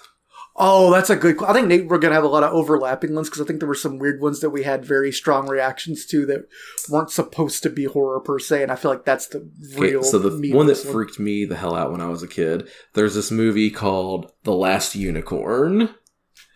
Don Bluth joint, if I remember correctly. And there was this bull that just scared the ever-living hell out of me when I was a little kid. Like, I'd want to watch the movie because I'd want to see it, but I was going to not sleep very well after I watched that movie. That's what's up. I've never seen that. Is it like a cartoon, or is it? Oh, okay. Yeah, it's a Rankin Bass cartoon that they did in combination with Japanese movie maker, so it's kind of anime style. Oh, that's cool. Like, I haven't seen this one personally, but I've played the video game on the Nintendo a lot. But one that my wife says freaked her the hell out when she was a kid was Little Nemo in Slumberland. I didn't know that was a thing. It was also a Japanese animated film. Yeah. Oh man, there's so many things. I want to go watch. I know the scene was meant to be disturbing, but I just happened to stumble in when my parents were watching it on TV, and it absolutely stuck with me forever and ever and ever, is that they were watching Terminator 2, and I just happened to stumble into the room right when the nuclear holocaust nightmare was happening, and seeing Linda Hamilton just grab that fence, shake it, and turn into a skeleton as all of her flesh burned away, and she's just screaming and wailing, and oh, that was really something. I think it helps the contrast of it being set on a playground. That's a really mean thing to do to a kid. So I have 3 standouts in my mind. I'll try to run through them semi-quickly. So the first one that I have is a memory of when I lived in Jacksonville. I was over at my grandparents' house, and they had a next-door neighbor who had a kid named Gage. And I went over there, and we watched Pet Sematary. Now, I was probably 7, 8. Yikes. Maybe. That's a little young for Stephen King, my guy. Bro, you telling me. Like, I was like ready to go over there and watch maybe Jurassic Park or something like that. If Jurassic Park was even out. I don't remember when Jurassic Park came out. Probably when I was young. I don't know. But so we watched Pet Sematary. Now, keep in mind, in Pet Sematary, what was the name of the baby that got ran over and killed and came back? His name was Gage. So I'm hanging out with this kid named Gage, watching this movie with this fucking kid named Gage, who comes back and bites the throat out of a motherfucker. And so what does Gage, the kid I'm hanging with, because he's a little older than I am, what does he decide to do? He decides to go into the kitchen and get a knife and just start walking towards me and stabbing at the air at me with this knife. And people wonder like why I'm so weird. I've been traumatized by things. Okay, it's like this motherfucker. So I ended up freaking out and crying and running home to my grandparents' house. And so that's the first one that jumps out to me. The second one, my dad, wanting to have a bonding moment with his son, was like, let's watch some Twilight Zone. Okay, sure. Cool. And he puts on one of his favorite episodes, and it's The Eye of the Beholder. Or Beauty is in the Eye of the Beholder, or something like that. And the whole episode is about these doctors and stuff, and it's about this woman with her face all wrapped up. And they're talking about how horribly disfigured and ugly she is and that no surgery could help her, yada, yada, yada. And at the very end of the episode, they unwrap, and again, I'm like 8, maybe younger, maybe 6. And like unwrap this lady's face, and she is fucking beautiful. And then the camera turns to all the doctors and nurses in the room, and they all have pig faces. They're like these weird pig human amalgamation things, and it scared the fuck out of me. And my dad felt so bad that he stayed up all night watching cartoons on Boomerang with me to make me feel better, because it was like I was fucking terrified of pig people. It's funny. For a little bit. And then the third one that jumps out to me, at my buddy Kevin's house, and his brother Jake. This is the kind of guy Jake was, okay? He had a picture in his little RV that he stayed in out in the front yard of a hand that had been bitten by a brown recluse, and this whole section of like where your thumb and forefinger are at was just eaten away with necrosis. And that was just the kind of dude he was. And me and Kevin were watching some wrestling, and then he goes, "You guys want to watch something awesome? Let's watch X-Files." Okay, sure. So what episode does he put on? The Peacock family one. The one with the inbred family, right? The worst fucking episode. The scariest episode, the freakiest episode of X-Files. He puts that on, and I ended up calling my parents in the middle of the night to come pick me up because I couldn't sleep. I was just like, nope. It scared the fuck out of me. And to this day, you couldn't have put on the one where Mulder stakes a vampire, could you? Like, or any of the the campy ones, like no, he went with the brutal one that only got shown on TV one time. And you know what though? Anytime I've watched through X-Files since, I skipped that episode. Fair. I don't watch it. It freaked me out so bad as a kid. I'm like, I don't want to watch that again. The way that they had their mom on the rolly thing and kept her under the thing and oh God. Yeah, let's move on. What's the next question? Or do you guys have any more? I'm sorry. I'm good. Okay. Yeah. You had 100 of them. We just wanted to go with one each. Otherwise, we'd be talking about how the pirates from the Garfield Halloween special unreasonably scared us. But that'd have been funny to hear, though. That's awesome. All right. That's the whole story. There's no more story. This next question is from Jeff. If one of your favorite games was turned into a horror game, which has the best chance to be awesome? Zombie punch out. Zombie punch out. Hell yeah. Imagine a Halloween zombie or a Halloween punch out. The final boss is Punch Dracula or whatever, man. That's awesome, actually. Okay, hear me out, because this one's going to sound like I'm trolling, but I'm not. I am going to say Castlevania, this piece of shit. Think about it. A Castlevania game, an actual 3D Castlevania game where you're playing as Simon Belmont, right? But the monsters are actually scary. Like, it's not like you're going up and facing these zombies that you whip once and they die. It's like, it's better to avoid them, hide from them, and eventually do have boss fights, but more like in the style of a Resident Evil or something like that, where you're actually having to have concern for your life. Like, I think it could actually be really sick. So they're creating like a deep-power fantasized like Castlevania, where it's like Castlevania right, meets where Silent Simon Hill. actually has to be smart instead of just using the brute force of the Holy Cross to beat everything. Okay. So hear me out. A game in the style of The Witcher 3, but you play as Van Helsing. Nice. That would be dope. Okay. And then you're having to... I feel like you've just offered the exact opposite of Nathan here. But like, just go in and you're just fucking like slaughtering... Like having to go and hunt down, like you get contracts for these monsters, you know, and having to go, and this might be a werewolf or something. So, I mean, things that you would also see in The Witcher, but like, I don't know, it'd just be cool roaming around London instead of Poland. It genuinely sounds like you're pitching a video game adaptation of the movie Van Helsing. Which I'm down. Yeah, and there have been Van Helsing games, but yeah, I could see it working. I think that could be a cool. Yeah. I was gonna say like a horror version of The Witcher, but then I was thinking to myself, I'm like, well, that's kind of like Bloodborne. But a Monster Hunter version of The Witcher, where you're like, specifically like a Victorian. We're still kind of Bloodborning a little bit, but still. More story. It's not bad to be Bloodborne, y'all. Okay. Our next question comes from Jeff. Have you ever been so scared you pissed yourself? No. No, is that a real thing? I thought that was like a sitcom I have thing. pissed myself before, but it wasn't because I was scared. There we go. Good enough. This one's from Jeff. What's your favorite Halloween candy? Fun-sized Butterfingers. Ooh, okay. I'm more of a fun-sized Three Musketeers guy myself. Gotta have that nougat, baby. Also like a Twix. Twix is good. Reese's is good. miniature. I was gonna say miniature Reese's, and you mash like Hell 6 of them in your mouth at once, baby. That sounds amazing. That's my answer. All right, this one's from Jeff. What video game character would you love to have a drink with? Lara Croft. Lara Croft. And not even because, like, I want to go on a date with her. I would love to sit with that woman and have a whiskey and hear the stories of the things that she's seen and been through and the tombs she's explored and stuff. I think that'd be really cool. For me, it would be Mario, because I want to peer pressure him into getting drunk and seeing what kind of stupid shit we could get into.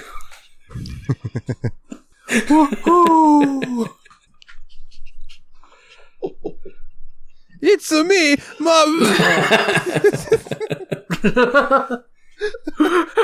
Mario, we got you. You've had too much. What are you saying?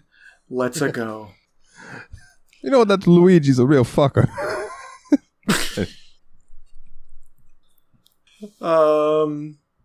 Yeah, that's a good question. Actually, in a similar vein of I just spit the stories are amazing. Bayonetta. Hell yeah, have like a martini. I feel like she's a martini lady. She does seem like she'd have something classy. She'd be a red wine or martini drinker for This sure. one's a very similar question from Fenris, though. If you could bring any video game character to life and spend one day with them, who and why? It can be the same answer, Dalton.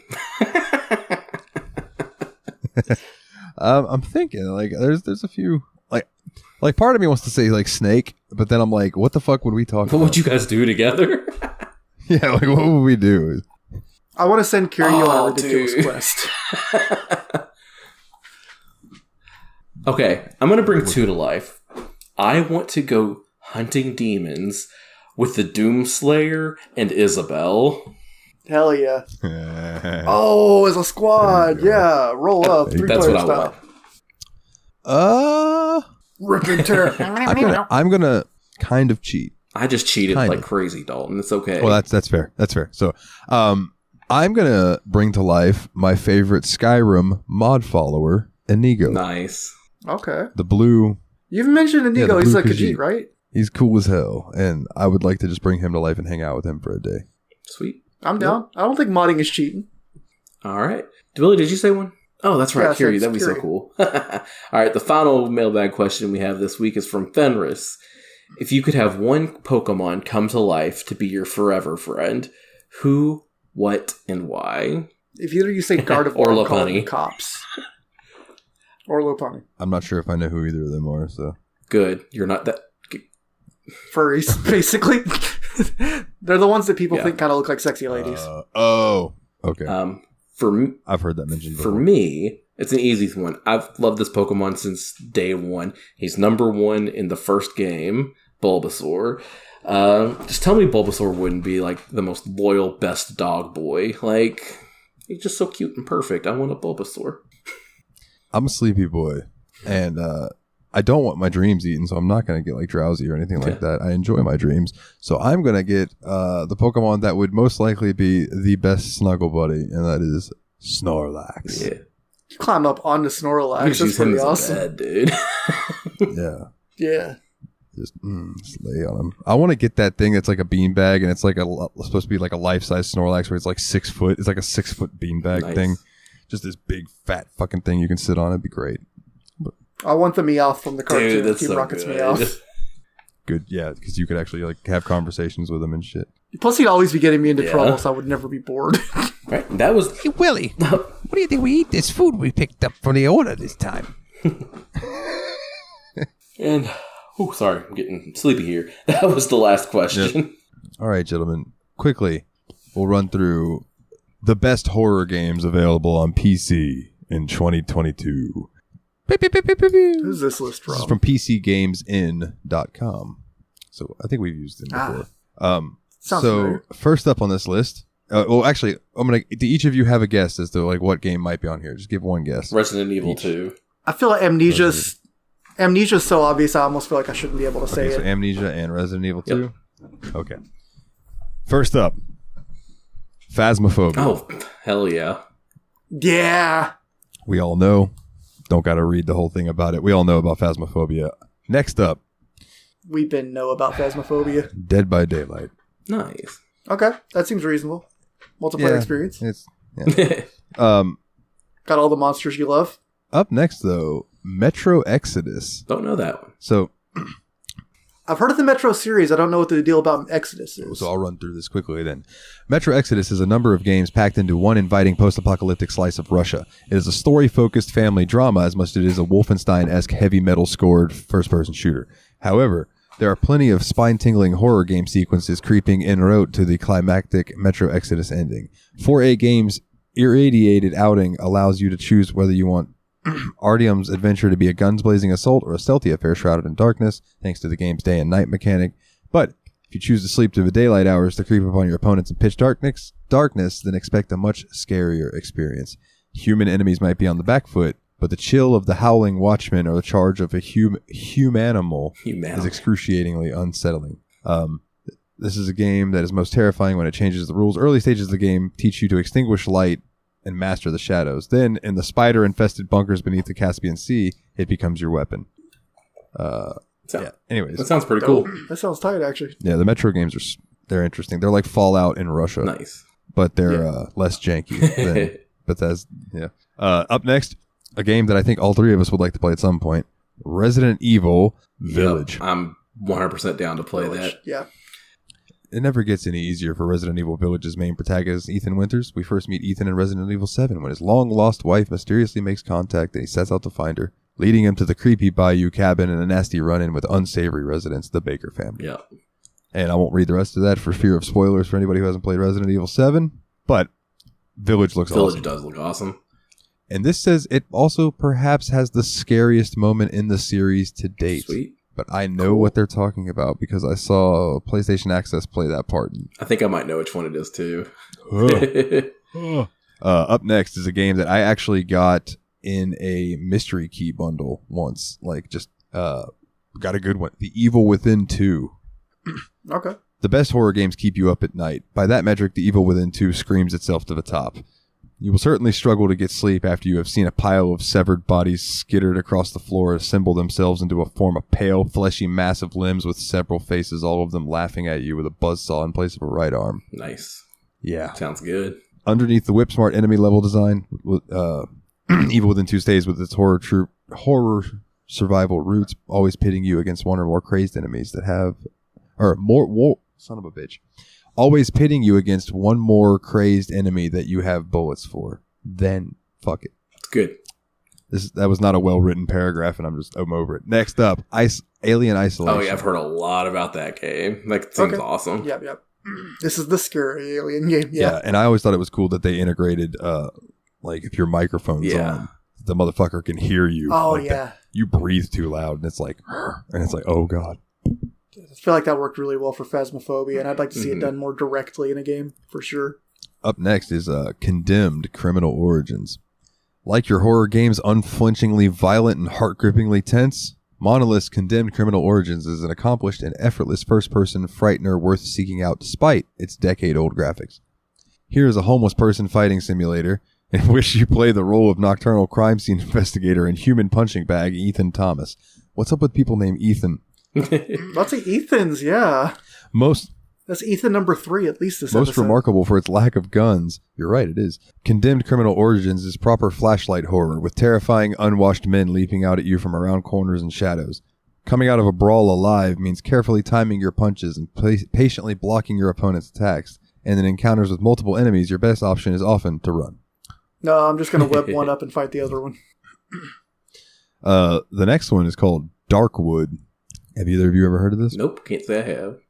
So, sound does not get enough credit in horror games, and if you ever need a reminder of how powerful a simple scratching noise or a distant knock can be, seek out one of the best indie games to delve into the horror genre, Darkwood. This is a top-down horror game about a mysterious man cooking mushrooms in a house right in the middle of a plague-infested forest.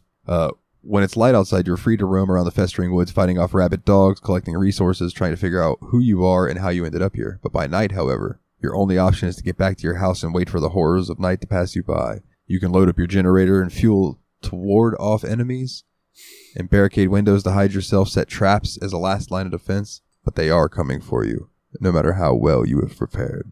Ooh. Yeah, sounds interesting. That does sound spooky. Up next is System Shock 2. Okay, yeah, that's old school, but definitely deserves to be mentioned if you're going to be doing PC games. Yeah, it says System Shock 2 kicked a particular flavor of first-person survival horror games into gear.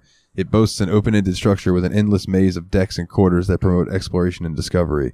It's a lot like being stuck in a haunted John Lewis, except with psychic death monkeys. Psychic death monkeys. What in the fuck is that? It's pretty much what it sounds like. They're evil psychic monkeys. And then I remember the enemy in that game is the Shodan, right? The Shodan, yeah. Look at you, hacker. Yeah. That was GLaDOS before we had GLaDOS. Yeah. Up next, Amnesia: The Dark Descent. There it is. Easy pick. I mean, that game gets so much If you'd love. like to hear more about that, see episode about it. Yeah. Up next, Outlast 1. Nice. Employing the found footage style of contemporary horror cinema, Outlast is a first-person exploration game set inside an abandoned psychiatric hospital. Like all abandoned psychiatric hospitals in horror games, this one is populated by a cast of deranged patients and cruel staff, whom you must avoid in order to survive with all of your guts still inside your body. These tropes might be well and truly covered in cinema, but horror games can make the most out of these cliches, and Outlast is the proof. Your camera's batteries only last a few minutes, so it's a small mercy that the hospital you're exploring is full of batteries. Well, damn, I guess I just wasn't looking hard enough when I played. Get good. Up next is a game that I actually got recently, Dead Space. Nice. Yeah, that game looks cool. Yes. Okay. And people, we all know about Dead Space. Like, it fucking does look cool. It's a AAA title, had a lot of press. We know this one. Here's one I've never heard of. How many are there? Stories Untold. Let's see. There are. I thought this was the top 12, more. right? Okay. Yeah, let's see. 1, 2, 3. Yeah, 3. Okay. There's 3. Stories Untold. Stories Untold is a fiendishly imaginative package of 4 small horror experiences, each one told using a different piece of retro tech as the main vehicle for its twisted tales. So this already sounds cool. Ooh. The opening episode plonks you in front of a chunky old CRT monitor playing a horror text adventure called The House Abandoned. Yes, I'm already on board. It's not long before the environment around you begins to mirror that of the story that you're reading as the lights begin to flicker, mysterious studs go unchecked, and imagined noises keep you pinned to the screen in anticipation of a jump scare that never comes. That sounds really awesome, this methodical actually. pace sets Stories Untold apart from most other horror games in its 4-episode care more about mood and atmosphere than cheap thrills. From a menacing thriller that's revealed via the process of decoding radio transmissions to an elaborate sci-fi yarn that sees you carrying out an experiment on a mysterious artifact using a host of machines and contraptions. While each episode feels separate, they're tied together in subtle ways, and the final act delivers a twist so punchy it would leave M. Night Shyamalan reeling. Okay, so it all comes together in. You said it's called Untold Stories? Oh, it's called Stories Untold. Stories Untold. Okay, you've just put this on my radar. This might be something I'll look into in sometime in the near future. Maybe a next year one even. For Halloween. Up next, Little Nightmares. Nice. And we know about that one. So, this last one, there's a few more after this one, but I'm going to stop on this one because this is one that has always intrigued me. Inside. You guys ever heard of this? Seen this? Have you heard about this? Similar to Little Nightmares, our protagonist must escape a dark world where he is hunted and alone. Moving through deadly obstacles and avoiding detection, using mind control helmet, he can control the hapless, unwitting crowds of people found huddled throughout. To help him, he moves objects and solves puzzles.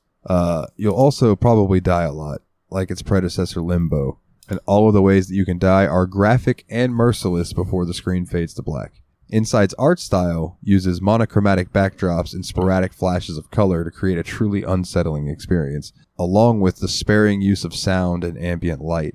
This sinister, narrative-driven platform is a horrifyingly haunted ride. And I do want to give one shout out that Doom 3 is on this list later on. Neat. Willie's like, man, fuck that game. No, I understand. It's definitely the horror game of the series. Yeah, for sure. All right, then, gentlemen, I believe that about does it, right? So let's go through the house cleaning. Clean that house. All right. If you would, please go leave us a 5-star review on iTunes. That would be absolutely wonderful, and we would very, very much appreciate it. And give us a thumbs up on Spotify. That'd be cool, too. If you want to join the Discord, which we definitely recommend that you do. It's popping in there these days. I can't believe that when I hit @everyone, it warns me that it's 70+ people. That just blows my mind. bit.ly/TSMP Discord, all capital letters. If you would like to check out our website, it's bit.ly/The Steam Machine Podcast. If you'd like to join our Patreon and become one of our Patreon members, it is patreon.com/The Steam Machine Podcast, with a special shout out to these people who donate $10 or more. Nate, Sir Cogsworth the 7th of Juniper, Jeff, the original expendable Mr. Syllables, Old Jeffy Lube, the grumpy old man himself, Jeff, Aris or Adam, shout out to his podcast, Revival and Extinction, who is now under the umbrella of TSMP Productions. Welcome to the family, my brother. James, the Steam Machine Hall, Monitor Hall, and Team Retrogue. Go check him out on YouTube. Yeah, big shout outs to Adam for joining the network, as it were, and being part of the bigger TSMP fam. Yeah, what's amazing to me is that, like, it was really just something that I just called the overhang of the 3 shows that I'm part of. And then when he was like, do you mind? And I was like, oh my God, it's actually a thing now. Yes, absolutely. Come join. Like, I've thought about asking him if he wanted to. I just thought that might be a weird question to ask him. So when he approached me about it, I was like, oh, yay. Yes, absolutely. Yeah. Shout out to Yabs Pod, yet another BS podcast, weekly podcast that I do with my buddy Jeremy, where we shoot the shit for a couple hours. And, I say a couple, sometimes more than a couple. And just answer questions that people ask us mostly these days. We get a lot of questions on that show. Shout out to the JRPG Report, your weekly JRPG news report. I did take last week off because, the hurricane. So I will be back this week with some more JRPG news. If you want a shirt, tsmpproductions.threadless.com. And finally, if you like the show music and you want to hear more of my music, go check it out, nilethenightmare.bandcamp.com. Nate, do you have anything you would like to plug, sir? No. Willie, do you have anything you would like to plug, sir? It's probably flu shot season. Go it is flu shot season. You can get them at Walgreens. On that note, what are we playing next? Is it Monster Prom? Monster Prom.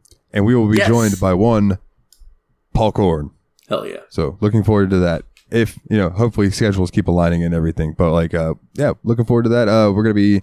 We'll be streaming at some point in the Discord. I think Friday. Did we decide on Friday at some point? I think that's the plan, yeah. All right. So at some point on Friday, we'll be streaming that in the Discord. Hope you all come and join, check it out, chat, have a good time. We love you all. Till the next time, the Destructo Bros. I'm Dalton. As always, guys, take it easy.